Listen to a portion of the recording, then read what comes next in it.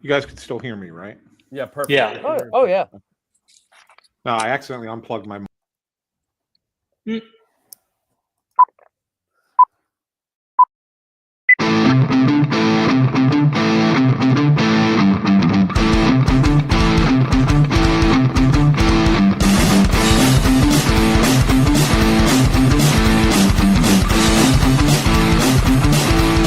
Lanzamiento, aquí viene un batazo de Mundito entre right center field, la bola pica, se extiende, viene anotando Stott, empata el juego, también manda para la bola Turner anota y los Phillies se van arriba. Se prepara, Mundito en segunda, el lanzamiento, batazo profundo para el center field, la bola se va, Schwarber Bomb, ¡campanazo!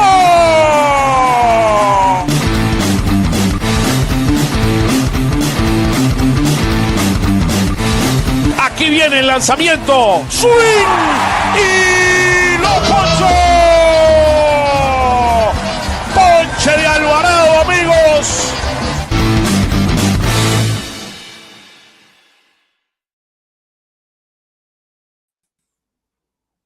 Hello, everyone, and welcome to Phillies Weekly. It's a pleasure to be here with all of you. It's not every week. We needed to let a few weeks or days pass after losing in LA, one of the toughest games we'll all could see. But look, the reality, by the way, I'm so out of touch with this that I decided to leave us on when we were live. How about that? Just in full swing. What can I tell you guys? I mean, the family's the family. Jeff, how you doing, man? It's been a busy NFL Sunday, Oscar, as you well know. Do I know you? Should I show you my badge? I mean, I just made it barely home. So Wait, Oscar, Jeff Kerr. It's 8:07 p.m. The Phillies game was. I mean, the Eagles game was at 1:00 today. Yes. Right. Like, what the heck? It's a bit much, Jeff. Come on, Jeff. Hey, I left the I'm stadium still in the at press box. 6:30. Let me tell you, I left the stadium two and a half hours after the game ended, and it took me probably like 40 minutes to get home, and I live 15 minutes from the stadium. How about that? I'm the Tim Kelly of the Eagles. I'm the one who stays late. Look at that, man. Look at that. Hey, guys, cannot thank you enough. I'm not the one. Tim Kelly does not stay at the ballpark. I'm a quick worker. I think it's fake like hard work to just stay there till be the last one there. Sometimes it's like I do what I do and I go home. I'm usually the second or third, the last one when I'm in here. Come on. Okay, I mean, Anthony's the hardest working guy. I've always seen Anthony. Anthony's the last guy to leave his seat. Come on, guys. Hey, I only had that happen. I only had that happen like once or twice this year, where I was absolute last person. I gotta give it to Ty. Ty with Phillies Nation. Ty, he's the best. Yeah, Ty's late. Yeah, Ty usually lasts longer than me. Yeah. Look, sometimes I stay to do my in my job. I mean, my real work on consulting, and I had to stay at the stadium to finish a project, and then like 2 hours after the game ended, and then I see Ty there working. I mean, you got to give it to the guy. I mean, don't let him fool you. Gen Z has short attention spans, so he gets distracted easily. Oh, that's why it takes him so long. That's why he's late. It takes us a little bit of time. Tim, Anthony, cannot thank you enough, guys. You on Patterson, you guys are the best. Thank you for joining us throughout the year. Look, it was a short exit once again for the second year in a row. First of all, how you doing, guys? How was coming back from LA, and how does it feel to be back? And Anthony, I know you're in full swing with hockey now. I know I see you sometimes in your also Phillies podcast with Dower, and it was rough. Or how are you guys feeling? I feel great. I'm just watch football all day. I feel great. The trip back from LA, Anthony and I were on the same flight. So was Ty. So was Brooke Destra from NBC. It was terrible. It was. We were delayed at the airport for like 4 hours, and then it's like a 5.5 hour flight. But yeah, no. Since then, it's been great. Was it a direct flight? Yeah, it was direct. We were just delayed multiple times. Yeah, we got to pay it back. I mean, even though they knew that we had lost the series, I mean, the guys couldn't have even the dignity of having an airplane that would fly on time. I mean, my God, unbelievable. Yeah, I'm doing well as well, and then back, like I said, like you said, back into the hockey swing of things, and I'm feeling better than Bryce Harper, that's for sure. I think we're all feeling better than Bryce Harper right now. I knew Bryce was gonna come early in the game, and I'm ready. I promise you that it won't take long until we talk about Bryce. But let's kind of bring everything together. So an early exit for the second year in a row. So the Dodgers basically did their thing to the Cincinnati Reds in 2 games and immediately went on a Philly series that, by the way, so far, I mean, Toronto has given them kind of beating them that first game. That was a great thing for the Blue Jays. But, I mean, look, the Philly series, I mean, every single game was pretty tight. So anything surprises you? I mean, to me, the 4-game exit of the Brewers, I'm shocked by that. I mean, they did not give anything out there. 4 runs in 4 games in the total series. That was crazy. Yeah, I would say it did surprise me a little. The Blue Jays were the team to come out of the American League, and it surprised me they won Game 1. At the same time, I said after Game 1 that I think the Dodgers are going to win the next 4 in a row, and I still think that. I agree with Tim. The Mariners were the team that I thought was going to come out of the American League, and so I was a little bit surprised that Toronto was the team that's there. I give them a lot of credit. I mean, they put together some really difficult at-bats. I mean, they make it hard on the opposing pitching. There's a lot of contact in there, a lot of patience. They force you to throw strikes, right? Like they're a better team than I think a lot of people realized. But I'm right there with Tim that I think that they got all of their stuff out of the way in Game 1, and that the Dodgers are going to run off 4 straight. Yeah, I mean, look, it's a reality. Yankees, I mean, losing to the Blue Jays, then Detroit. I thought Detroit was going to give a bigger fight. I mean, at the end, I mean, that was an unbelievable game at the end. That they ended up. How many innings was that game that they lost? 15 innings. 15, right? The 15. Oh, that was the night we were flying back from LA, and I got home from the airport around the 11th inning. So that gives you an idea of how our flight went that day.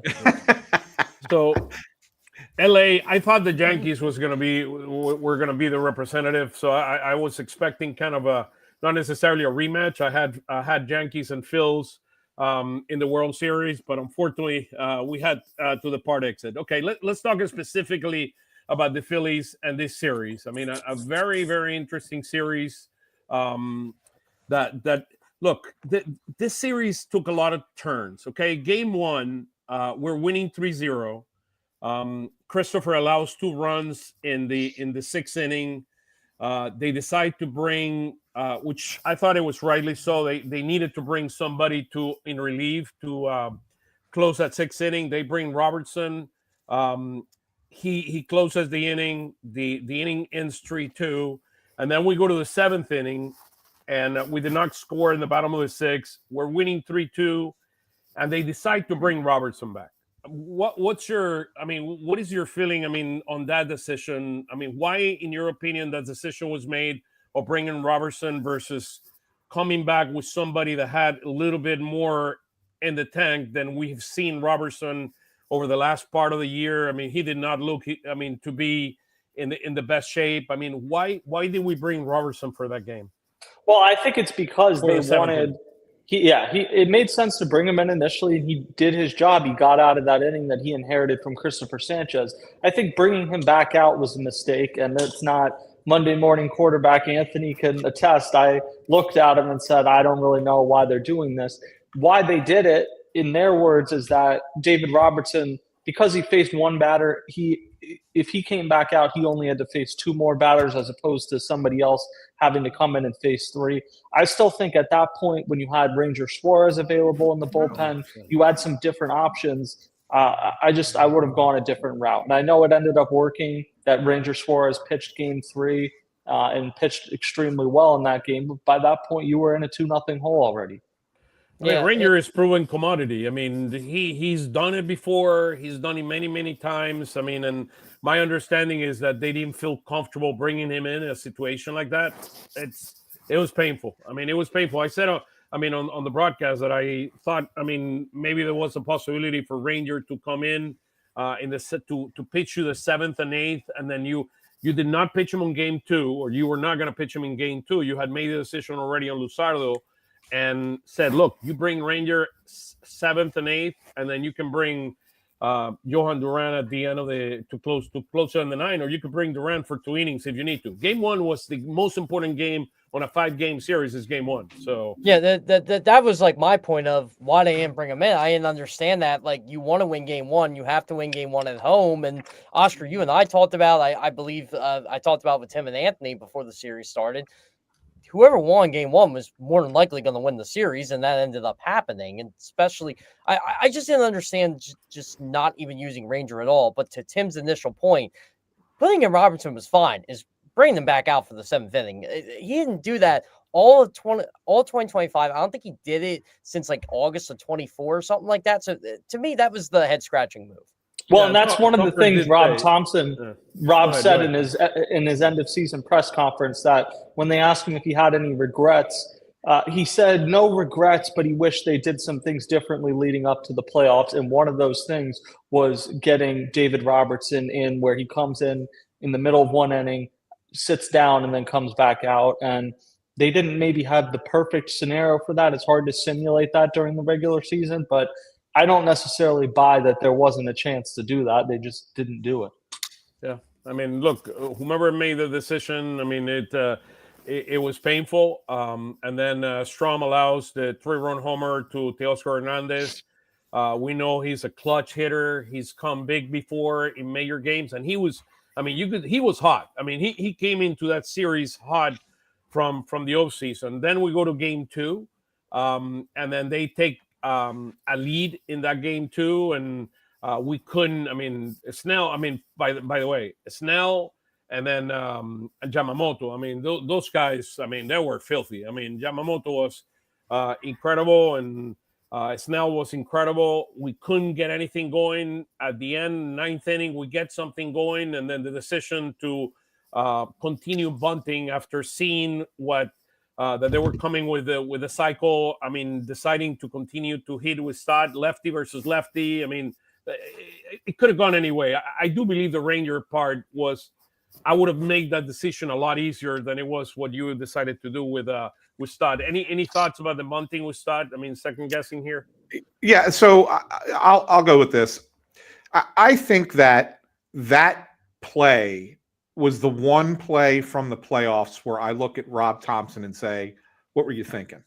So going back to just real quick, back to the game 1 thing, I agree that I probably would not have gone to David Robertson a second time, but I at least understand why they did that, right?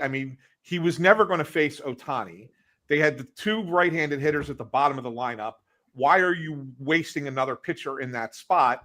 Let him get through those 2 guys, and then you have a lefty ready to go against Ohtani. So I was okay. I understood it. I wouldn't have done it, but I at least understood it. To me, in those spots, you're paying David Robertson $5 million. Matt Strom is your setup guy. Those guys have to do a job. That's what they're there for, right? So you could criticize the manager all you want in that moment. Yeah, I would have gone a different way, but I don't think that one's as egregious. I think you misread the situation on the bunt, though. You have the Dodgers on the ropes. Their bullpen is in the game. They're bullpen guys, right? They're struggling at this point. Why are you going to let them off the hook, especially when you don't have a pinch runner available for Castellanos? Yeah, like just go up there, take 3 cracks at it, and try and get a hit. And that's the way they should have done it. And you really put yourself in a bind doing it the way you did it. Like, that was the one play. You had the momentum, everything going your way, and you gave them an out. You basically gave them an out. Yeah, I'm not saying that it wasn't like a heads-up play by Mookie Betts to do that, but it also wasn't like the hidden ball trick. It wasn't like he pulled off this thing that you never see. Like, it's the right play to make in that situation, and he did it, and they executed it to perfection. That's great. The fact that, like, if Bryson Stott makes contact with the first pitch and bunts it, and that's how it goes, so be it. the fact that they showed you that's what they were doing, Right. and you went back to it a second time, you can't then make the argument that, well, you just got to tip your cap. No, you don't. No, and you know what bothers me, guys? Like, I understand. I shouldn't say I understand why they did it, because I don't, especially the second time, like you said, Tim. But just watching Muncy make errors throughout these playoffs, I'm like trying to reason myself with them. Like, oh, maybe they think Muncy's going to make an error, but you shouldn't be relying on that. It's like what Anthony said. Why are you you got all the momentum. Why are you just giving yourselves up, giving yourselves an out? It just didn't make sense. Well, and they're talking about playing for the tie at that point, which I just don't like that strategy. So okay, I'll give you this then. If let's say you're okay with them playing for the tie at that point. The thing about Bryson Stott since the end of July has been that he's turned himself back into a pull hitter, right? So all you really have to do is put the ball on the ground to the right side of the infield, and you get the same thing happen. You get the runner to third. So as long as you don't line out or pop out, you're going to get that runner to third base probably. Even on a fly ball, you might get him to third base, right?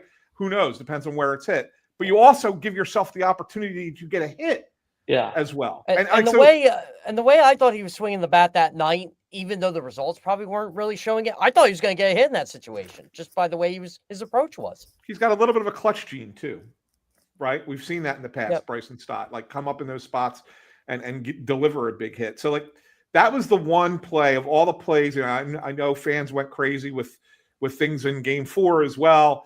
But like I look back and say, of all the things, I did not have as much a problem with how they handled the pitching staff and the bullpen. I thought for the most part they did the right thing there. I thought that the play that will be second guessed forever would be, why did you bunt with Bryson Stott? Yeah, I mean, this is John saying, why couldn't a pitcher run that could be... I would say the answer to that question is 5 years ago, back before the DH, you could have done that because pitchers were running bases. These guys haven't run bases in forever. So when you say they're faster than Nick Castellanos, maybe they are in a straight line, but as far as, running the bases and the instinct that it requires, Nick Castellanos is still the better option than any pitcher. Can you imagine I agree. Nick Castellanos coming off after getting pinch run for by a pitcher? I'm not saying that's not a reason that you shouldn't do it, but I mean, imagine if you insert whatever pitcher you think would come in that situation, Walker Buehler or somebody, they come in and screw up on the bases. I at least get. The bunt is where I think, and honestly, I think Anthony mentioned this, like there was some criticisms for Game 3 and 4. I thought Rob Thompson managed Game 3 and 4 very well. And I'm seeing this comment about Seth Joyner. I don't care what Seth Joyner says. Seth Joyner. I mean, come on, Seth Joyner, stick to football. I don't care what he says about football either. But the fact is, no comment, Jeff. No comments. Games 3 and 4, Rob Thompson, I think, managed really well. And I'm not saying he singularly came up with the strategy in Game 3 about using Nolan Suarez, but it worked to perfection. He would have gotten blamed if it didn't work. In Game 4, you held the Dodgers to 2 runs in 11 innings. It's not Rob Thompson's fault that the Phillies didn't hit in Game 4. I also want to address this because if you can, John was complaining that Nick screwed up by running. He should have gone back to second base. And it's not like Mookie Betts was out in front of him. Watch the replay. Watch it very, very closely. Mookie Betts is behind him. And yes, he starts breaking ahead of Castellanos, but not in front of Castellanos. Castellanos would have to have eyes on the back of his head to know that Mookie Betts was breaking towards third. Castellanos is watching the play in front of him. As soon as the bunt goes down is when he takes off. The notion of going back to second, yeah. I mean, sure, if you're well aware of absolutely everything and sure. I don't put the blame on Nick Castellanos there. Yeah, and if you're Castellanos, if you do that, then what if you're calling a rundown? Yeah. Yeah. I wasn't expecting Castellanos to do anything different than what he did. I mean, it's just more the execution on the stat part, and I mean, it's just a situational component to it going into it. What's crazy is it was a good bunt. Like if you were asking someone to lay down a bunt, it was a good bunt, but not with the context that they showed you what they were doing. Exactly. That was the tough part of it. Third game, I mean, Schwarber with a couple of bombs there. I mean, the first home run was incredible. Look, everything came together. Interesting move with Nola. Nola got hit. I mean, he got hit hard. There were like 3 or 4 shots in the 2 innings that he hit, but we were lucky. We were playing the right place. He made it to 3 innings. They decided to bring him out. First hitter, home run, which was like, oh my goodness. I mean, the world is falling apart here. What's going on? I'm not going to lie. I kind of chuckled when that happened. I'm like, oh, of course it happened like that. Even though it's the right move, it's still... you still kind of got to chuckle just based on the immediate result. But and then Ranger was Ranger, man. Ranger was Ranger. I mean, look, I love Ranger. I love his demeanor. I love what he brings. He brings a level of confidence that the world could be spinning in 1,000 directions. This guy is cool under pressure like nobody. I mean, in baseball, man. This guy is special, man. This guy, I don't know where Ranger is going next, but I hope he comes back. But if he doesn't come back, man, I take my hat to this guy. What a ride. He's been 8 years with the Phils.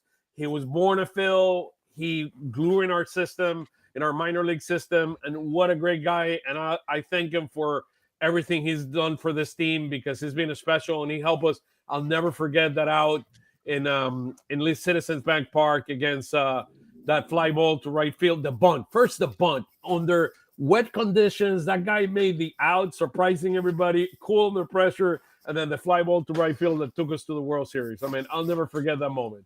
Yeah, Ranger Suarez has been a great Philly. I think he's going to be a Wall of Famer one day, probably.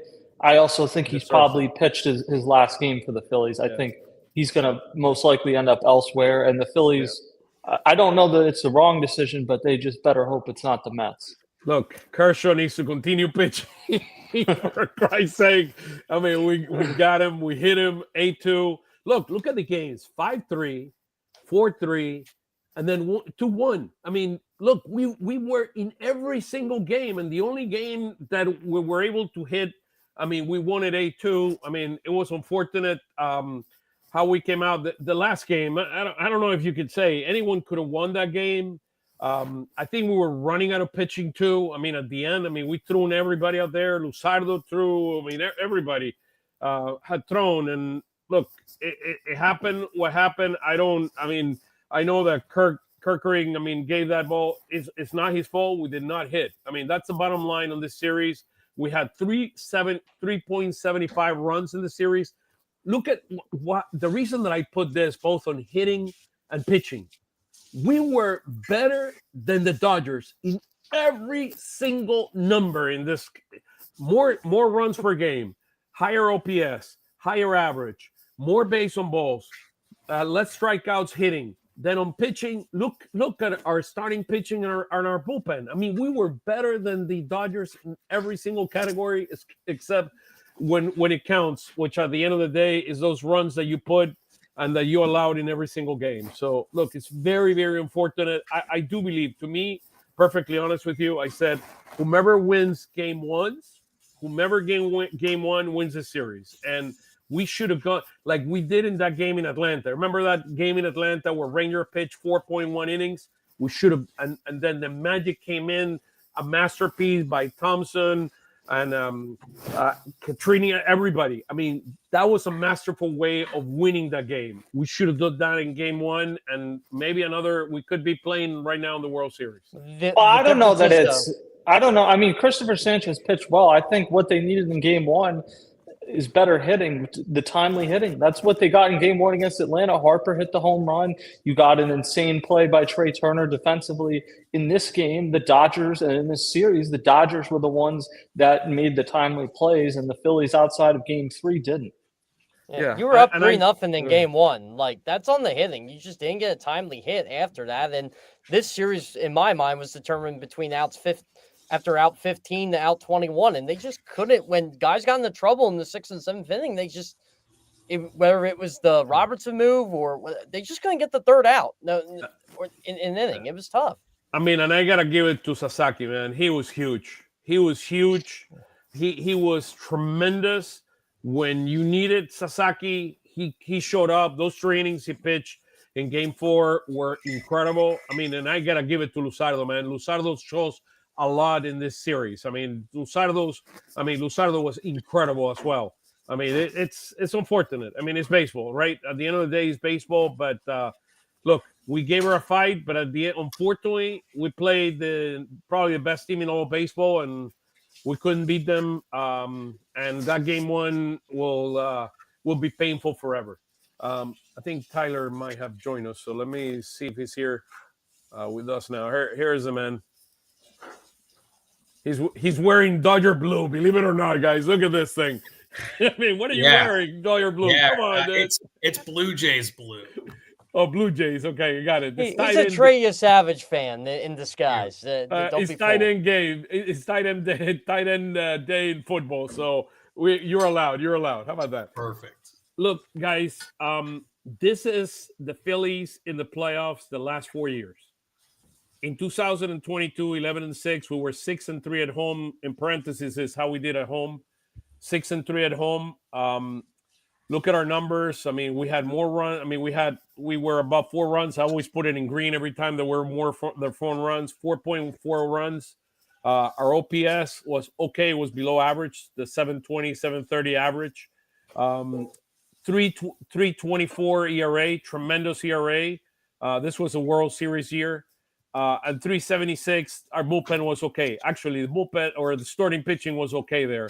And our bullpen was really, really good. Look at in 2023, by the way, 2023, look, that was the year we needed to win it all, man. That was the year. Look at all the green. More than 4 runs. I mean, our ERA, 2.20 ERA, 2.19 for our pitchers and 2.23 for our relief pitching. I mean, those 2 games against Arizona will cost us forever. The Phillies should have won that series, and we should have gone out and go win the World Series. I mean, that team to me, look at the numbers. They were amazing. Last year was awful. I mean, only 3 runs per game, 5.97 OPS, 5.82 ERA, and our relief pitching was, our starting pitching was decent, but that was the only positive thing. But we were awful. And this year, look, we didn't hit. Again, for the second year in a row, we go 1-3 and out. It was painful. It was painful. Our starting pitching has significantly look our 225. You cannot ask more from a starting pitching. Our relief pitching was okay. In the yellow, but I don't know. Any thoughts as you look at this? But from my standpoint, 2023 should have been the year we win it all. That's a given, right? There's no question about it. That will go down as the worst defeat of a Philadelphia sports team maybe ever. But I think you look at this year, Oscar, when all is said and done, and we look back on this era of Phillies baseball, we're going to look at 23 and we're going to say that was awful. We're going to look at 24 and we're going to say that was awful. And while everybody is maybe still in the grieving stage right now where they're frustrated about this year as well, when we go back and look at it, and this will be after the Dodgers run away with this World Series against the Blue Jays, we'll look back at it and go, you know what? That's a tough series. That 25 is different than 24 and 23. It's just not the same as the last 2 years. There's no defending 23 or 24. 25, you look at it and say, the Phillies might have been the second best team in baseball and just happened to lose to the best team in baseball. And people don't want to hear that, but that's the reality, right? Right, Anthony? Yep. Dombrowski said it. I was okay with him saying that. It's non-arrogance. I think we're seeing, if you watch the rest of this postseason, he's absolutely correct. But the problem is, I don't think it matters. Like, they were going to have to face the Dodgers and beat the Dodgers at some point. Yeah, but a 5-game series is different than a 7-game series. Correct. I don't have any reason to think a 7-game series would have gone any differently, though. Yeah, that Game 1, I'm telling you, you don't win Game 1, you're in trouble. Toronto saved themselves by winning Game 1. Now they need to find a way to win a game in Dodger Stadium and bring it back to Toronto. I will disagree completely on you don't think that it's any different in a game 7 in a 7-game series. Like you manage the game. I didn't say that. I agree with you. No. I'm not saying you, Oscar. I was going back to Tim. You manage the games differently in a 7-game series than you do in a 5-game series. You absolutely do. Both teams do. So it's not just. I don't think the Dodgers are loading up 3 starting pitchers in a row in game 1 in a 7-game series because they need that other starting pitcher. They need a 4th starting pitcher. So you're probably getting into their bullpen in game 1, their real bullpen, their regular season bullpen, and not going starter in game 1, right? So I think we saw it in game 1 of the World Series when you got to the Dodgers bullpen, Toronto feasted. Right, they did. I still think the Phillies clearly didn't trust 80% of their bullpen against the Dodgers. And the Dodgers didn't trust 80% of their bullpen against the Phillies. No, they didn't. But the Dodgers were the team that came up with timely pitching, and their starters were incredible. Blake Snell has had an incredible run until game 1 the other night. Yamamoto was actually the bad one out of all of them. Tyler Glasnow was excellent. Ohtani was very good. Like I just think that there was more of a gap between the two teams than we thought. Even if the Phillies are the second best team, which I don't necessarily disagree with, you still need to figure out a way to try and close that gap in the offseason. Look, it's I mean, we all agree 2023 should have been our year, and we should have won that year. I mean, I agree with you that this year it felt different. It felt that we truly had a chance. We did not hit. I mean, we just. I mean, if you look at these numbers, I mean, it's again, we did not hit. I mean, and I don't. I mean, I'll mention Harper for mentioning Harper, and it's not in the context of this because Harper has been probably one of the best Phillies ever. Harper did not get an RBI. I mean, you got 4. I mean, and I understand it's 4 games. It's a short. I mean, we have to hit. I mean, if you don't hit, you don't win. I mean, it's simple. You had Kyle Schwarber doubled in the first inning, and they didn't get him across in game 4.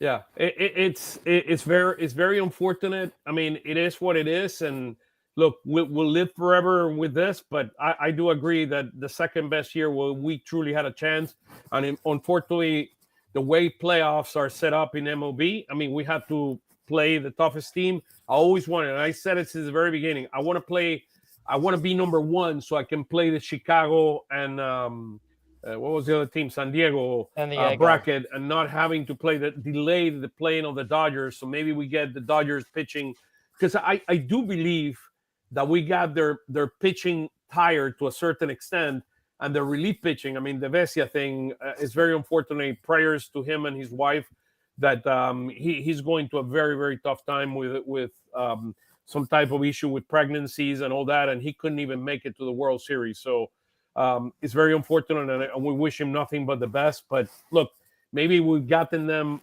after the 3rd series. Their pitching would have been tired. I mean, just like when we happened to us in the World Series in 2022, and we could have maybe a better chance. But they, like the Phillies, faced them for those 4 games, and then they went to Milwaukee and swept them. And they're pitching. Yamamoto pitched a complete game. Blake Snell went 7 2/3.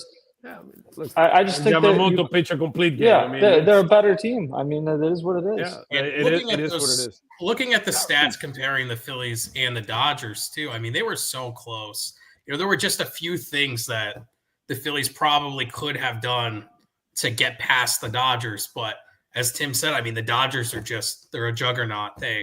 They're so good, and the Phillies just didn't get the timely hitting. And I wonder too, you know, if we did face the Dodgers in the NLCS, if there would be the same reaction coming after it, but maybe not having a series against someone and getting a win has caused more disappointment. You know, I don't think people are seeing the bigger picture. We just lost to a good team. And we didn't get great team. Question for you guys, and I've had this discussion with friends. And we were watching game 1 of the World Series the other night. If the Phillies beat the Dodgers, are you guys confident, like, say, Toronto gets to the World Series, same thing, the Phillies beat Toronto, or do you think it's like a competitive series?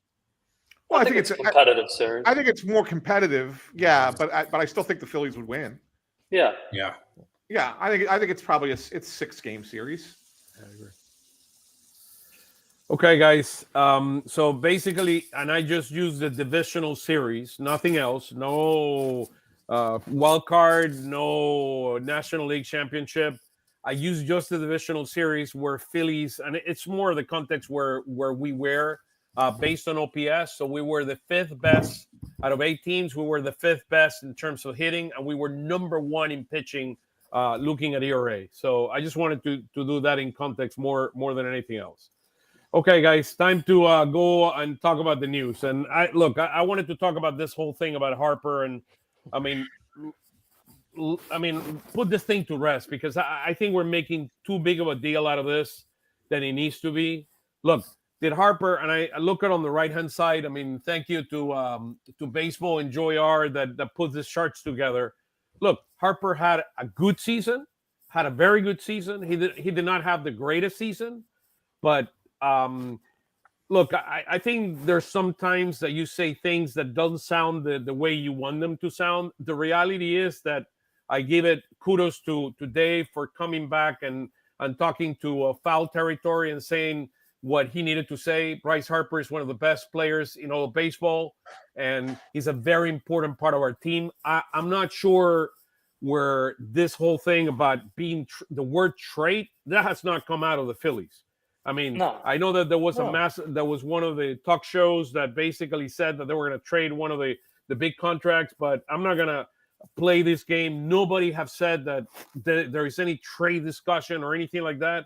Look, maybe he was trying to motivate him. Maybe he's trying to push some things. Look, but I love what Topper said. He said, I think he's highly motivated. Look, there's nobody more motivated than Harper in that clubhouse. I mean, there's nobody that wants to do better and wants to help this team.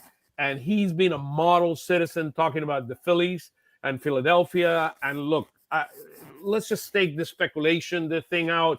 I mean, look, we don't need more people to watch this show or anything like that. We basically have to stay by the facts. I know that he was not happy maybe by some of the things that were said, but the bottom line is Harper is here to stay.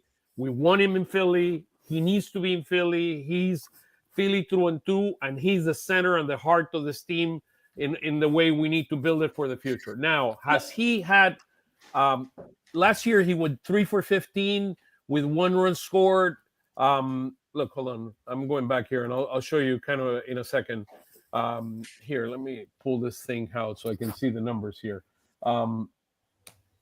Much clearer. There we go. There we go.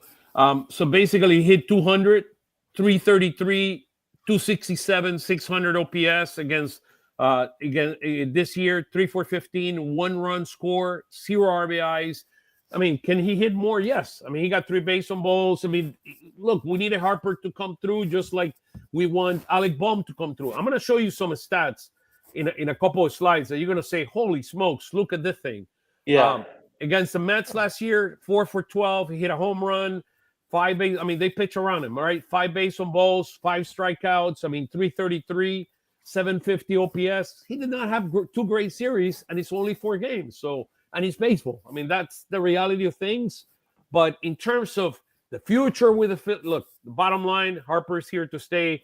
He is the center and the core of this team and how we're building this team around. And we want him here to stay for many years to come. No, but I do think it's a big deal that Bryce Harper came out and spoke in that story to Matt Gelb. He clearly was not happy with how this is all taken out. So I know people want to move on from this and pretend it's nothing, and I don't think it's nothing. But has the Phillies brought the word trade?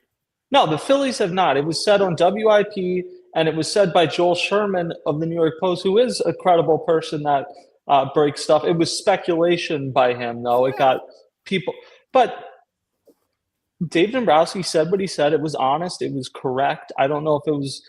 Maybe he was too honest for his own good. The biggest question to me, and Anthony and I talked about this yesterday, is why did he say it?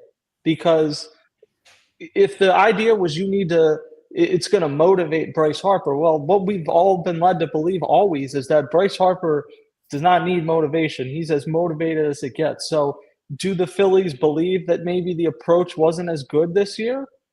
Because otherwise it doesn't really make that much sense. Like his biggest problem the last few years has been staying on the field, staying healthy, Yeah. which is largely out of his control. He's 33 years old. He's been in the league since he was 19. This is the reality when you sign a guy to a 13-year contract, that as he ages, he may not be the same player. That's what it is. But why did the Phillies make this statement, I think, is the bigger question. Because from talking it over with Anthony yesterday, I think he made some really good points. That's really the angle to me. Yeah, but what is it? I mean, why, in your opinion, is Dombrowski saying what he's saying? I don't know why he's saying it, but Anthony probably articulate the point better. But I think it was not an accident that it was said. Yeah, I mean, look, again, I look at it, Oscar. I look at it this way. If you, and I've said this is the third show I've said this on. If you looked at Bryce Harper's season and covered up the name of the player, and you looked at the numbers, you go, "Oh, that's a good season. That's a pretty good season for a baseball player." But then you move your hand and you see that it's Bryce Harper. You go, "Oh, that's not a Bryce Harper season." And in fact, it's his worst season since 2016, right? It was a down year for Bryce Harper. You can hear the numbers, right? I wanted to show. Here are the numbers of Harper. The 2021 was his MVP year. Yeah, right. But my point is that it's his worst season since 2016. There's two people in this world who can say that Bryce publicly and have it have some impact, that can say Bryce Harper had a bad season, we need to see more out of him. And that's John Middleton and Dave Dombrowski. I don't think Preston Mattingly can say it. I don't think Rob Thompson can say it. I don't think that there's anybody else in that organization who can say it. Of course, we could say it, of media, analysts, whatever, we can. But those are the only two people who could say it and make it have some impact and some meaning.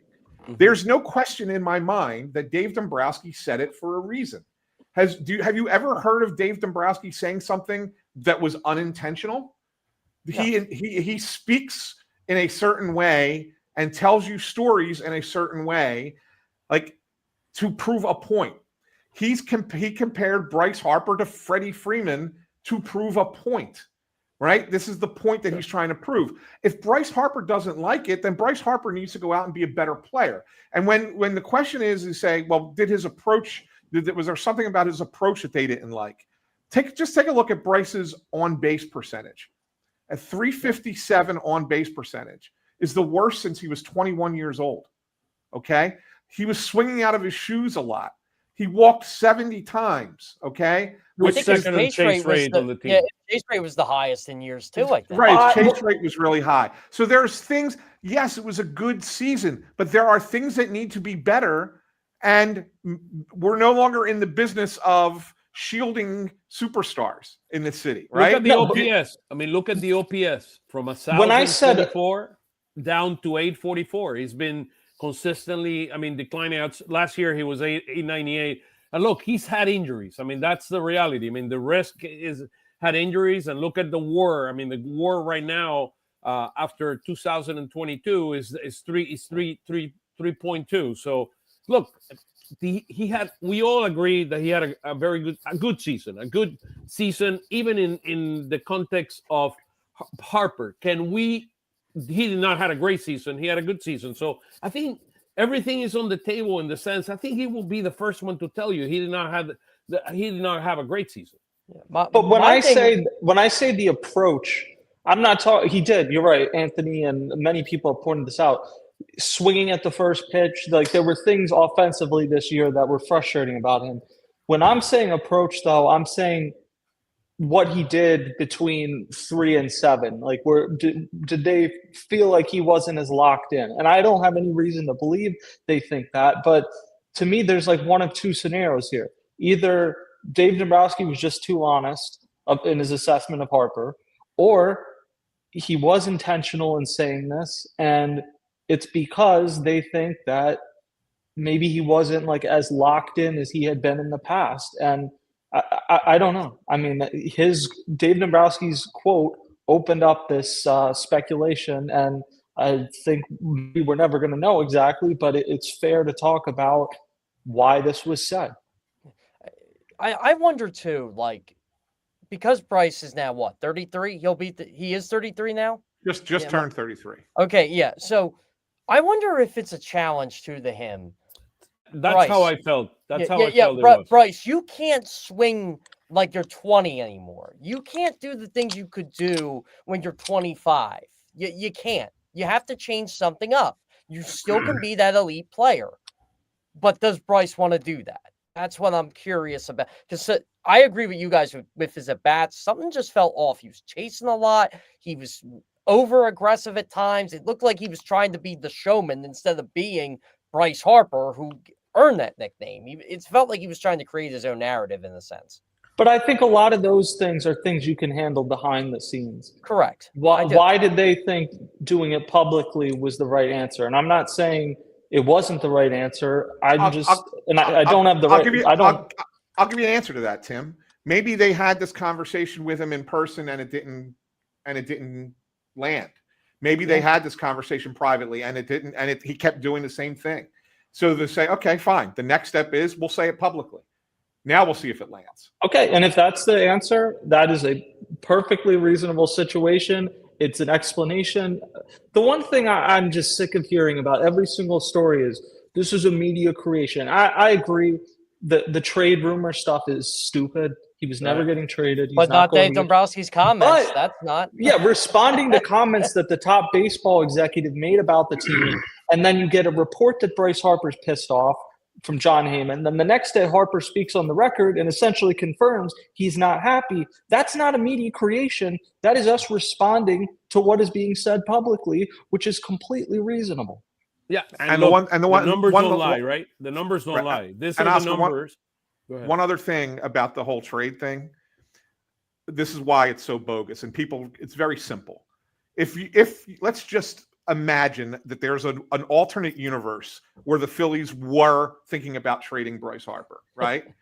And if they were, why would they publicly say something to take away his value, right? Like, if Dombrowski was really trying to trade Bryce Harper, wanting to trade Bryce Harper, why would you sit there and question whether or not he could be an elite player for the next 6 years? If the Phillies were to trade Bryce Harper, it'd be Baltimore Colts moving to Indianapolis in the middle of the night, and we never see it coming. Right. Well, and people have this. I don't know where this idea. I don't even remember who said it first, so it's not a diss of anybody. But this idea of them moving one of these big deals. They're not moving Nola. They're not moving Harper. They're not moving Trey Turner. Those guys are Phillies for the extent of their contract.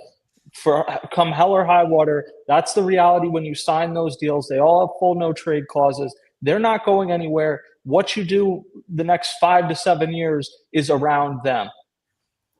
And about the whole big comment, to me, the right fielder has a big contract still. Right. That's the contract. That's what I took it as. Well, and they might be moving that contract. They're not going to be getting much, if any, relief from that contract. I mean, so was he wrong when he said there might be a big contract moved? No. No, and with them going out and not specifically mentioning who they're talking about, they're just trying to build discussion for their show. But people can go back and connect the two now, but I don't know if they're actually related or not. I just wonder if John Heyman didn't put out his piece, if this would have been completely different, because then he probably wouldn't have gotten Matt Gelb's piece as well. And maybe Harper just speaks in spring training and it's water under the bridge. Yeah, I think that's a good point. Yeah, that's definitely a fair point. So any final discussions about Bryce Harper? I mean, in my opinion, this needs to, not go away, but look, the reality is, to me, Middleton and Dombrowski should connect with Harper, sit down, put this under the bridge, work. I know Harper is going to work his tail off, and we're going to have the best season possible. I think the most important thing right now is what we're going to be talking in the next couple of minutes about where do we go from here. So yeah, well, Oscar, just one more last point on that. You're right. It needs to go away. It needs to go away because they make it go away, which probably means don't talk publicly about it anymore, either side. It does not need to go away because, people, radio, TV, whatever, don't talk about it. I agree. It needs to go away because they make it go away. Yeah. Just so you guys know, it's 5 months from tonight or today. 5 months from today. His Opening night, right? Yeah. His opening day against the Texas Rangers. Bryce Harper will bat for the Phillies in that first inning. And he'll probably Will he bat bat? Where he's at in the lineup, that's a whole different conversation. What do you Yeah. think? But he will Second or bat in that third? first inning. What's your? Let's see. It's the second or third. He should I'll bat say second. third. I'll He say should third. bat second. Yeah. Okay, second, third. Anthony, what do you say? Well, he should bat second. Whether or not he does. Okay, we'll see. no. But where is It he also batting? depends whether Kyle Schwarber's on the team or Right, not. right, That's- Yeah. I'm Tyler, gonna let you where guys is he talk about hitting? that. I gotta take a drive home. So Go Yeah. take a drive. Ciao. you Okay, guys ciao, have a Jeff. good night. Thank you, brother. Thank you. Tyler, where's he hitting? Yeah, I think he'll be. I think he'll be second. Okay, there we go. Second. I say with third. with who hitting third? I think Schwarber will be back. Okay. Yeah, I So do do I. too. But Thank you for not maybe saying Cody Ballinger or something. no. But I mean, I think if it's not Schwarber, it's probably Alex Bregman. Like they're not gonna if they don't keep Schwarber, they're gonna have to sign somebody. And the thing is, I know Dave mentioned that Schwarber's agent knows where their interest lies. I'm sure that they've connected since the season ended for the Phillies. And Well, yeah. I mean, we'll see what happens. We'll see if it works out. But I don't know. I can't envision him not being back here. Yeah. So quickly, let me just run to our news. We know Topper is back. Do we all agree that it was the right decision? Yes Yeah. or no? Yes. I think you could have gone either way, but I don't believe the way games 3 and 4 went, he did not deserve to be fired. Now, in a year, could you say, maybe they should have made a change? Sure. But I don't think is, if you make a change, you're making a change of pitching coach. I mean, it's just maybe. Yeah, potentially. I mean, it's a whole. I don't think this is the time to do it, particularly with Harper coming back and Turner coming back and kind of some of the and potentially some of the core JT. I mean, potentially coming back and some of the other guys. Schwarber now.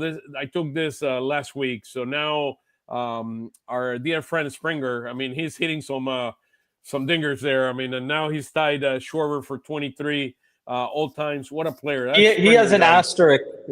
He has a bit of an asterisk next to his 23. Yeah, absolutely. So Harper is a finalist for the Gold Glove, and then you have Schwarber, which will not be able to beat Ohtani for the Silver Slugger, and then Turner. Turner does have a chance. Yeah.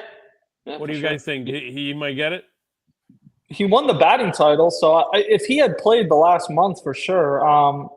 I'm trying to think who was the other nominee there against Lindor and Perdomo.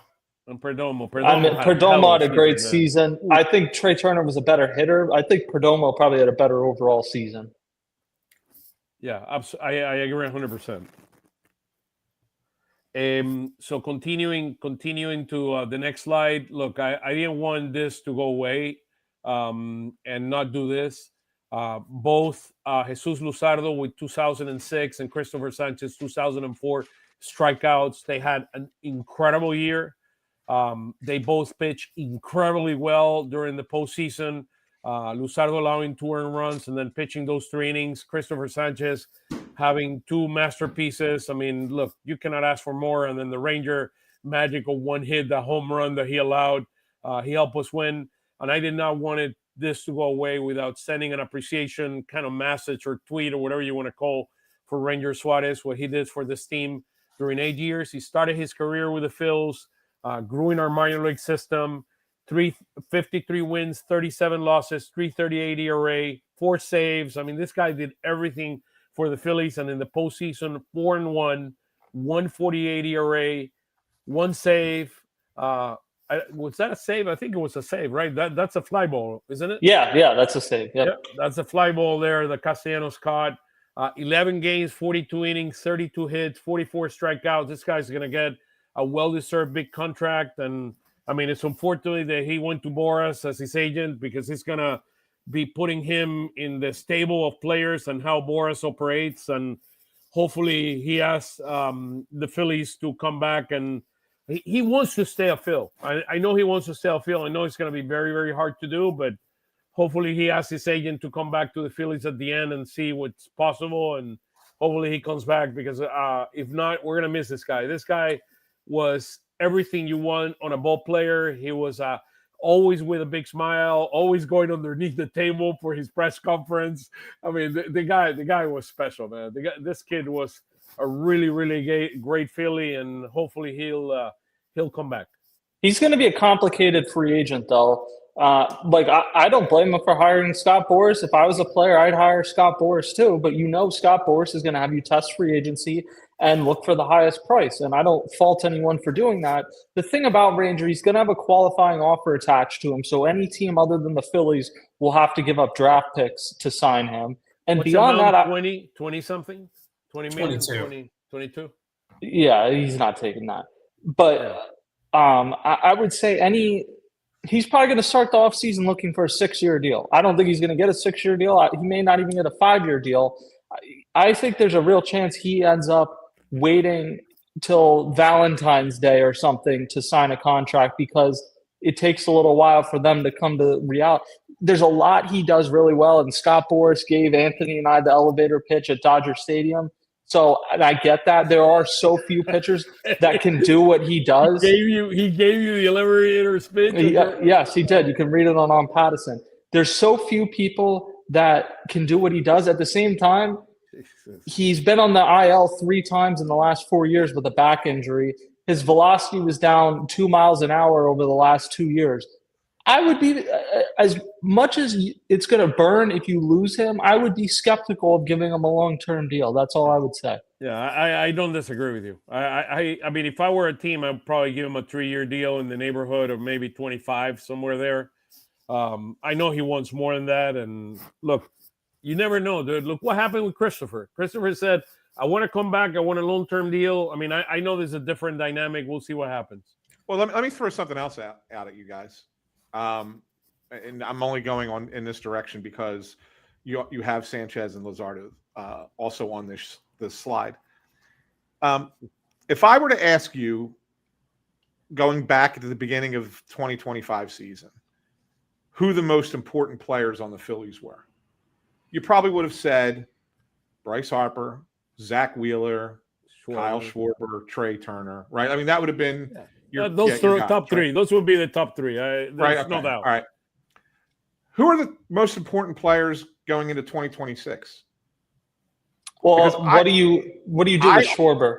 Well, on your roster right now. Okay. Yeah, I mean, Luzardo and Sanchez have to be there. 100%. I think both of them are on there. And Jesus Luzardo showed me something in the playoffs. Yeah, he was great. He showed me, like, I was still a little bit skeptical of Luzardo even at the end of the regular season. And I think we go back to some of the things that happened during the season. Yeah. and I was still a little bit skeptical. And then when he shoved in the postseason the way he did, I looked at it and said, this guy's incredibly important. Well, even more than his start, coming in relief and pitching the way that he did, he was amazing. It reminds me of Zach Wheeler coming in Game 7 of the NLCS in 2023. You forget it because they didn't end up winning. But it was – if the Phillies win that game, like one of the post-game stories is Jesus Luzardo just came in and was nasty out of the bullpen in addition to having pitched very well in Game 2. So I don't think he'd be in my – you said top 3? Yeah, sure, top 3. Yeah, I mean, I still go Trey, Harper, and Sanchez, but Luzardo is in that next group. Yeah. And I think the other thing with Luzardo was when he was acquired, he had the injury concerns. He had the down 2024. And, I mean, this I don't even think was what anyone was thinking the best case scenario would be. I think people were hoping he would make 25 starts and, be solid and return to his 2023 form. But he's exceeded all expectations. And even if there was a little doubt of Ranger potentially coming back, I think Luzardo ended all of that. I think they should try to extend him this offseason. And that's the other thing I was going to go. By the way, let me ask you a question. If you had two options, Luzardo or Ranger, who do you extend for? Luzardo. Let's say 3 years. Luzardo. Yeah. And with Luzardo, what I would do is I would offer him like a 4-year deal this offseason. So you buy out the last year of arbitration and then like 3 extra years. It's less than what he would get if he makes it to free agency next year. But this is a guy that a year ago you weren't sure health-wise. I mean, there is risk in signing him to a long-term deal. But because of the injury he had a year ago, maybe he's a little more receptive to just taking the upfront, really good payday as opposed to waiting for free agency where maybe you'll get a great payday next offseason or maybe you'll get hurt next season and you won't get anything. And and Caleb connected and did a tremendous job with the changeup and the sweeper that have made him the pitcher that he is today. And I wouldn't underestimate how he pitched for the A's and the Marlins, which with all due respect are two loser organizations. He came to the Phillies. Like, I wouldn't underestimate how different that is. Like, playing in front of fans, being in a competent organization, knowing that year to year you have some stability and the team around you has some stability. I think that matters to some degree. Yeah. Now, you know what, he's into the shown me season, that he's a big time pitcher. I mean, he likes the limelight and he excel in the limelight. So now coming into this season, his injury history was pretty similar to Ranger as well. And I think that's the only pause. But I mean, we saw how good he was this past season. But this guy can throw gas. Ranger really hasn't put together a full healthy season. Well, and the thing about Ranger, not that he's reliant on velocity, but you can't tell me it's not a concern when you're talking about signing someone for 5 years that their velocity is already down at 91, because we've seen with Aaron Nola, there's a big difference between throwing 93 and throwing 90. And if Ranger Suarez loses any more velocity, there's no margin for error on location. So that's why I'd be skeptical. Jesus Luzardo, there is risk in signing him, but he's throwing 97 when he's out there. Yeah, absolutely. That is fair. Just a few more things here, right quick. We go to a few of the slides here. So, did I show you this or no? I had not shown you this. So the previous slide was the postseason. This is the season. So we were 11th in baseball in 22 in terms of the best record in baseball. In 2003, we were 6th. In 2024, we were 2nd. And this year we were 2nd as well. We have improved our record for 7 straight years. So look, kudos to what the organization is doing in terms of kind of improving. You see our hitting. I mean, our highest, in terms of runs per game, we had it.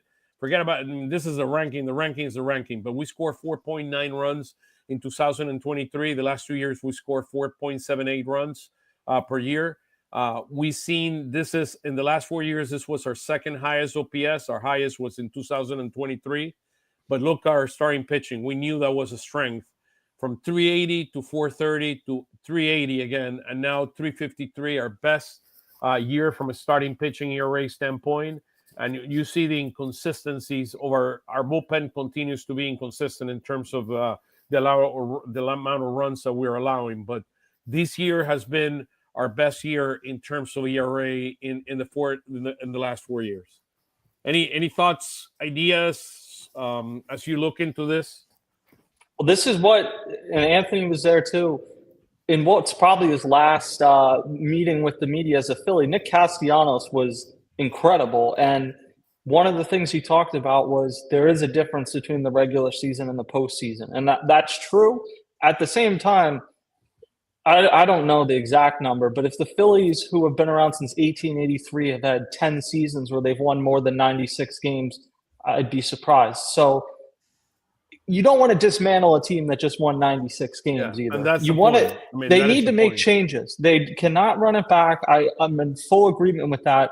But this is also not a lost cause either. Look at this, Tim. Look at this. Let me go a couple of slides because I thought this. You guys would find this very interesting. Look at the right-hand side, our order of bat, the OPS.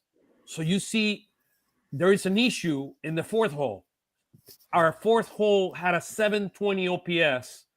Our number one hole, which some of the year was Turner, most of the year was Turner, some of it was Stott, was at 755, which is slightly above the 730 of the OPS. And then you see Schwarber and Harper being above the OPS. But look at the fourth hole. That is a massive hole that is screaming there that we're not producing out of that road there, out of that order of bat. And then the sixth hitter was 785, and then you see a 744, and the last three hitters we're all below the OPS of 730. So, and I think that's what makes this offseason so interesting, because you still have to have Schwarber get a replacement for Schwarber, and you need another bat that can bat. I mean, you need Schwarber. Hold on, you need Schwarber, of course, and you need a fourth hole hitter. So you know what this chart tells me more than anything else? More than anything else, looking at this chart, you need a replacement for Alec Bohm. Yeah. I mean, look, that's what this chart tells me more than anything else. It tells me that.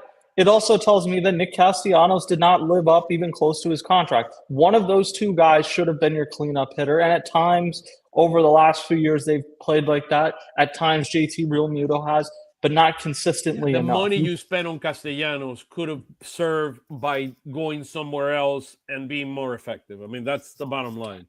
But this is a massive issue. This is a massive issue that need to be addressed.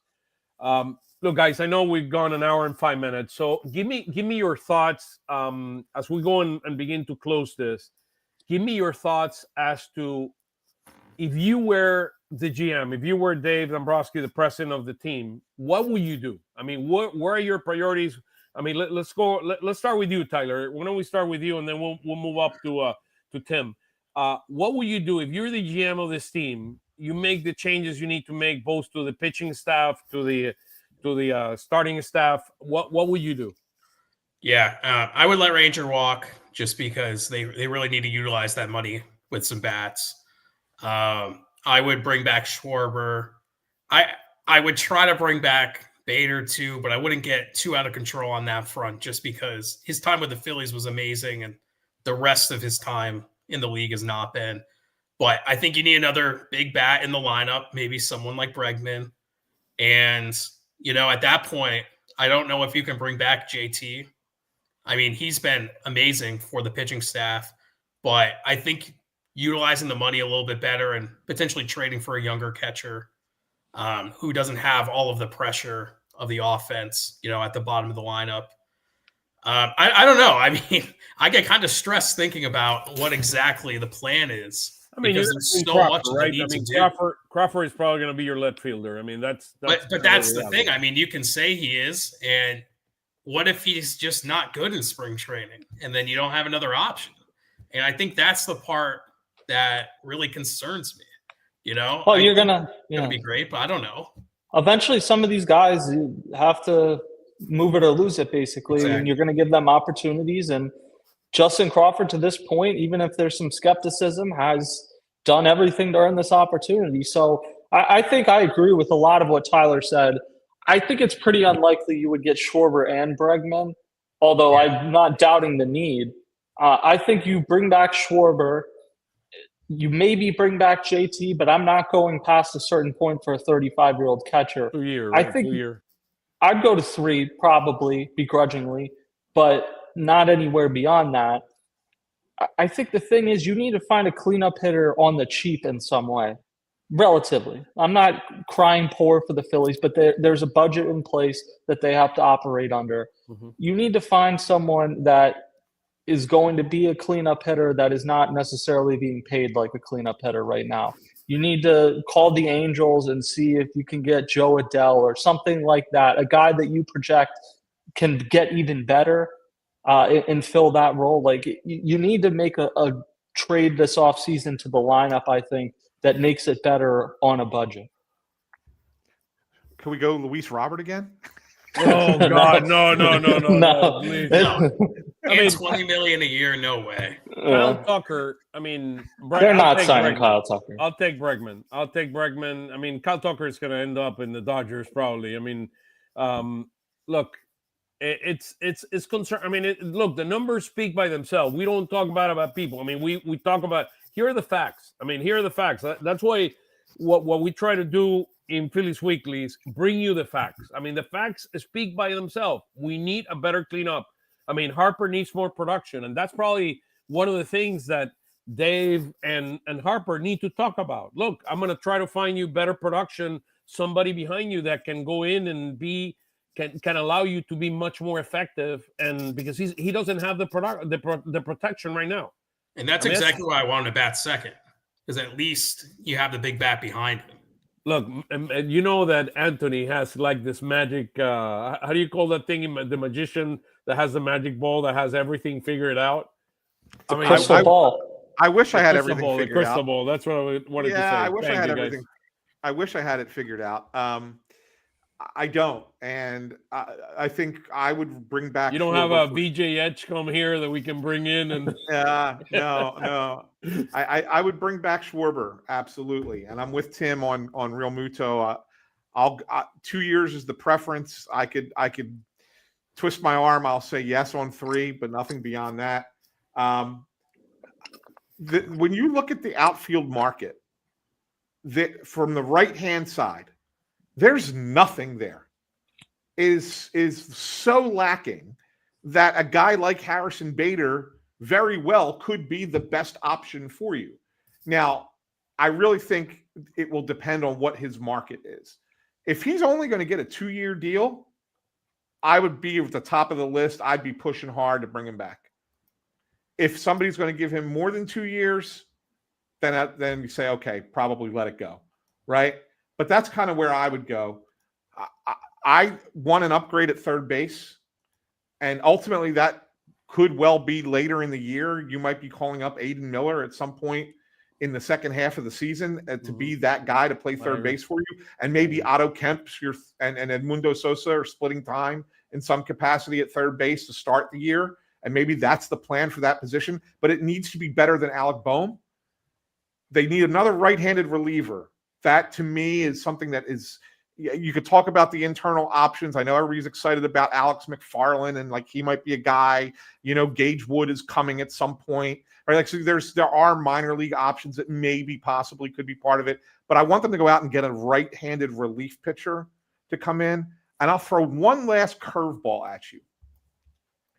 I would not be surprised if they go get another starting pitcher. Wow. No, I wouldn't either. I think if you can find this year's Jesus Luzardo, I think you do that. Like, it's comical, with all due respect to Starlin Cava, who may end up great, but like the Phillies gave up almost nothing for Jesus Luzardo. So if you can find a situation like that this offseason, absolutely you should strike on it. Yeah, I think that they will. I think that they found a good formula with knowing that if you have the best starting pitching and you have starting pitching depth, that you can be very successful in this league and even in the postseason. And so you guys were here with this. I mean, when Amato let Burrow go and Worth live, Ryan Howard got exposed quickly. No, that's not true. Okay. Yeah. Ryan Howard's Achilles got exposed quickly, and his body broke down. That's a very important point, because that is a competitive advantage the Dodger has right now, that they are willing to sacrifice money. Now, it takes two, because the players are agreeing to it as well. The reason is Ohtani makes $100 million a year in sponsorships, and he doesn't want to get paid right now his salary. So that's part of the dynamic that is going on there. And the reason for that is because taxes are incredibly high in California. So if he defers the money until his career is over and he's living in Japan, then he's not getting hit with as much tax. He's actually going to make more money. By the way, that tax loophole should be closed. You shouldn't be allowed to do that. I think this is hardly impossible to see, but I just wanted to show you. This is based on chase rate. Take a look at where the fields are in chase rate. We're the 28th team in baseball in chase rate. Here's where the Blue Jays are. I just wanted to show whomever is in the World Series right now, and here's where the Dodgers are. The other very interesting thing about this chart is that it shows that the Dodgers are significantly more patient. That we're number one, or not number one. We're like the 13th highest team in terms of going after the first pitch. Then comes the Blue Jays, and then last the Dodgers. They have much better at bats. They have better hitters in the sense of being more patient and being able to manage the strike. And you were talking about it, Anthony, earlier, about the quality of at bats that we're beginning to see. Look, the Blue Jays don't strike out. I mean, that's one thing. I mean, Vladimir Guerrero. Vladimir Guerrero. You knew. See, Tim can read my mind. Vladimir Guerrero has a 13.8% strikeout rate. I mean, there's only two hitters in this team that are above the average. And an even better stat, from the Blue Jays, which is mind blowing, is the Major League Baseball average of hitting with 2 strikes. Your batter's batting average is 170, right? It's the Major League average when you have 2 strikes. Alejandro Kirk's batting average with 2 strikes is 270. 100 points higher than the Major League average. Dude. I love Alejandro Kirk. Incredible. By the way, he's my MVP for the Toronto Blue Jays so far. He was my MVP on game 1. Forget about the bagger home run and all that. He was amazing. The guy went 3 for 3 with a home run, 3 RBIs, 3 runs scored. I mean, he's a ball player, man. Just don't ask him to run the bases. Yeah, I know. Oh my man, when I watch but what I would say is that, like, I get you want more contact, all that. What wins are big hits in the playoffs, though. And no. I want better at bats. Yeah, and Nick Castellanos in all more base on balls. Yeah, I mean, Nick Castellanos in all likelihood. Castellanos in all likelihood will not be on the team next year. That's obviously the biggest culprit of the chasing, so that's out of the lineup. Here's the culprit of the chasing. Number 1, Edmundo Sosa.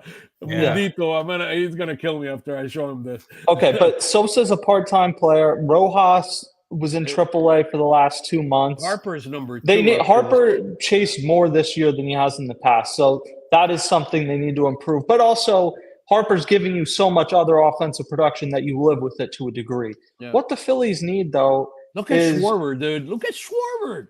It's amazing. He's the lowest chaser in our entire team. I mean, it's amazing. Big hits still win in the playoffs, though, and you can dink and dunk sometimes, but the Phillies lost game 1 because Teoscar Hernandez hit a 3-run home run. The Blue Jays have won a bunch of games this postseason and this regular season by hitting 3-run home runs. Can I rephrase that, Tim? The Dodgers won because Teoscar Hernandez got that hit. The Phillies lost because we did not have we did not bring the right pitcher at the right time.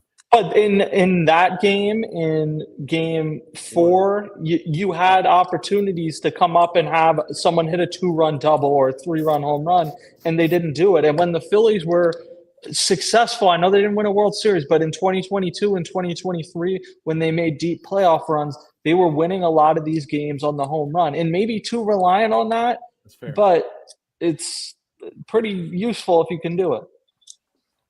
Look, I had one last question for you guys. Let me pull this, and then I'll bring it back to kind of where I wanted in this chart here. There is one thing about this chart that to me caught my attention. So, I go back to 2023 when we had our best bullpen. We had pitchers that threw heat. Right now we have the Tanner Banks, we have a Strom, which I love what they bring to the table. But we're not. I mean, we had pitchers like Sir Anthony. We had pitchers like I don't want to. Was Gregory Soto in 2023? No, he came in. Yes, yeah, he was there. No, 23. Yeah. Okay, we threw gas. I mean, we threw a lot harder, and I know that. Alvarado this year he was a huge miss, and we missed that guy. But do you believe that we need to get more? I mean, guys that throw harder in that bullpen the way we had it a couple years ago. Just guys that more swing and miss. Yeah. I mean, even you missed out on swing and miss. That's what I mean. Too. Sorry, I didn't throw harder. Swing and miss, guys. I mean, Jose Alvarado doesn't get suspended. You have a lot more of that. That's one of the big. He blew it for himself. Now he's going to get another opportunity, most likely, but that's always going to be part of his Phillies legacy. That you let them down this past year. Yeah, but when you look at some of the relievers that they had coming out here, I mean, last year they had Alvarado the year before Alvarado and Hoffman and Estevez, and those three are getting swing and misses on everything. And you come out, Alvarado's suspended, you don't have the other two. Romano can't pitch. I mean, they really struggled with that. And even while Alvarado was out, they didn't blow as many saves as I thought that they would. But there was a lot of games where it comes into the 6th, 7th, 8th inning, and they weren't getting the outs there. And I think that they really need to get some more swing and miss this offseason. And I don't know. I mean, there's just so much to do. that Yeah, I mean that's a very interesting question. I mean, and I know that Dave mentioned the other day, I think it was when he was in foul territory, that he had a payroll, he had agreed to a payroll. What's your gut feeling on this, guys? I think he looks like our friend Buzz from WIP.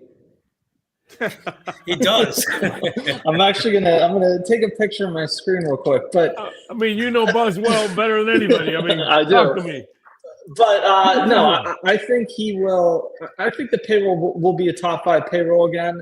You have some guys coming off the books that, like, if you're going to let Ranger go, most likely. I don't think Bohm will be back. Like, there's some guys that you can replace with cheaper players. But at the same time, like, Kyle Schwarber made $20 million this year. He'll probably make $30 million next year. And if you don't re-sign him, Alex Bregman or Pete Alonso or whoever's going to be making about that same amount. So I would say pretty similar, but still they leave themselves room at the trade deadline to make an addition. I think it'll be slightly higher. I do too. I do. I think it'll be slightly higher.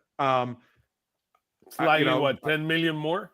So I think when Dombrowski says that I already presented a plan to Middleton and he already approved it. Okay. I think that's something like that there's more, that more has to be done and it's going to be a little bit higher. I'm not saying it's going to be New York Mets money, $340 million, right? It's not going to be that. But I think it might hit 300. Like it was what 290 this year, Tim?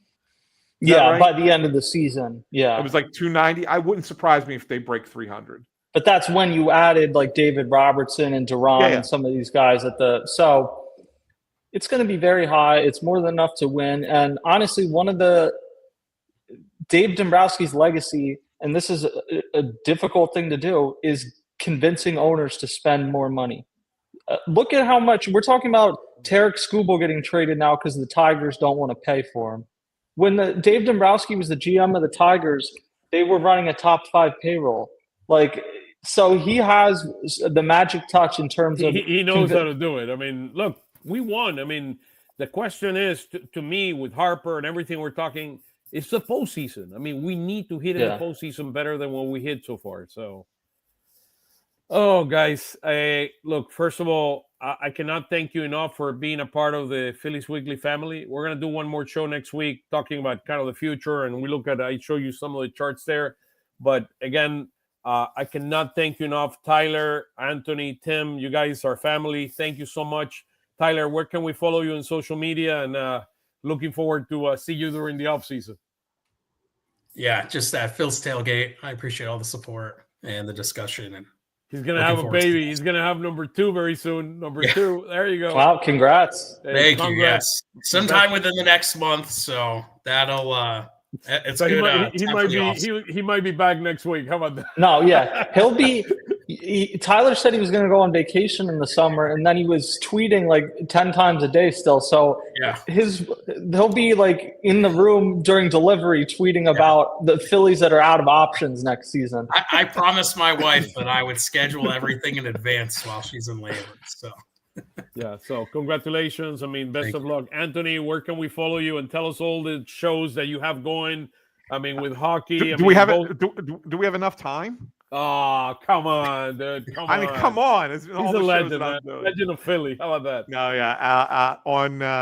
on X at SanFilippo, Phillies podcasts are Fighting Words with Bob Wankel and also Philly Stoplight with Tim. Doing a new show with Mike Missinelli called the On Patterson podcast that starts on Thursday. Oh wow! Look at that! Whoa! Slowly. You're going with Missinelli now. I mean, I'm telling you, dude. Yeah, and then Eagles show starting tomorrow on Patterson. Also, Mike's got an Eagles show starting tomorrow, and then my hockey show is Snow the Goalie every Wednesday, and the Press Row show at every Flyers home game if you're into hockey. Oh my! Do we have a Sixers show coming? Not yet. We may need one though if they keep winning. It's in the works. I mean, look, follow Anthony. I mean, he's always doing his magic. Anthony, thank you so much, man. It's always a pleasure to be here as part of the family. Tim, my brother. I mean, talk to me. Yeah, at Tim Kelly Sports on every social media you can think of. And then on will Patterson. the stoplight continue during the off season? Yes, we actually did one yesterday, an emergency Saturday episode. We did that. I would say a Bryce Harper special. I bet you. It was called Clean Up on Aisle 3. So great title. This guy's yes, at least once a week, and who knows? During the busier times, I'm sure we'll hop on more than once a week. Absolutely. Guys, cannot thank you enough. Thank you for being a part of the family, part of this Phillies Weekly. It would not be the show would not be what it is without you guys. Thank you so much. Thank you. Oscar, we got to go to the Sahara Grill. Oh, hey, don't tell them our spot, dude. Come on. Hey, best Arabic restaurant in all of Philly. Sahara Grill, man. By the way, I mean, it's the best. I mean, hey, guys, God bless. Have a wonderful off season, and we'll catch up with you very soon, okay? Thank you so much, guys. All right. Thanks. You guys are the best.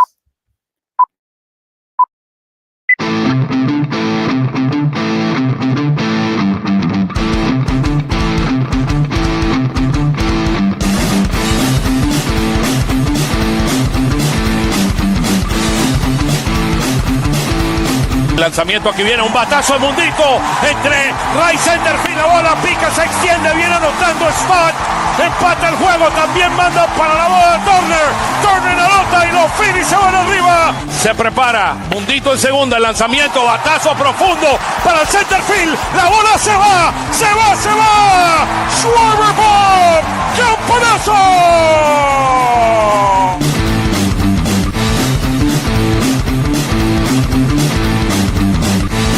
Aquí viene el lanzamiento. Swing y lo